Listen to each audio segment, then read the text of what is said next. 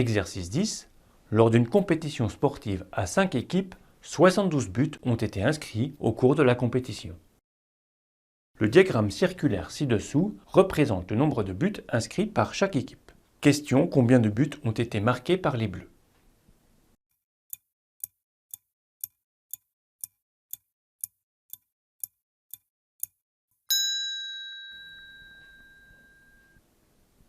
Le diagramme circulaire représente la totalité des buts inscrits.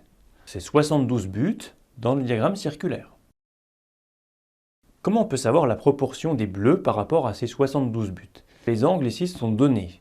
Et les bleus, ils ont un camembert de 150 degrés. 150 degrés sur les 360 degrés. On peut donc faire un tableau dans lequel on va inscrire le nombre de buts inscrits et les angles en degrés. La totalité du cercle, les 72 buts, c'est combien de degrés? Dans un cercle, il y a 360 degrés. Donc on sait que 72 buts sont représentés par 360 degrés. Et on demande pour les bleus combien de buts ont été inscrits. Les bleus, on sait que c'est 150 degrés sur les 360. Nous sommes dans une situation de proportionnalité. Et lorsque l'on a un tableau de proportionnalité, on peut calculer une valeur manquante en effectuant un produit en croix. On multiplie les deux valeurs qui sont sur la diagonale et on divise par la troisième. Pour connaître le nombre de buts inscrits par les bleus, on calcule donc 150 fois 72 divisé par 360.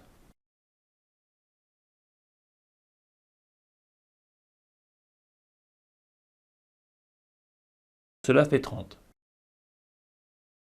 Quand on trouve un résultat en mathématiques, on peut toujours se demander est-ce que ce résultat est plausible? Est-ce que ce résultat a du sens? On trouverait par exemple 300, ce ne serait pas logique puisqu'il n'y a que 72 buts qui ont été inscrits. On n'en trouverait que 3, ce ne serait pas logique non plus parce qu'on voit que les bleus, ils en ont quand même marqué un petit paquet sur les 72.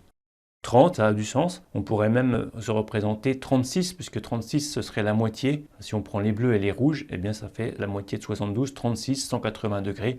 Donc 30 pour les bleus, c'est tout à fait une solution qui convient.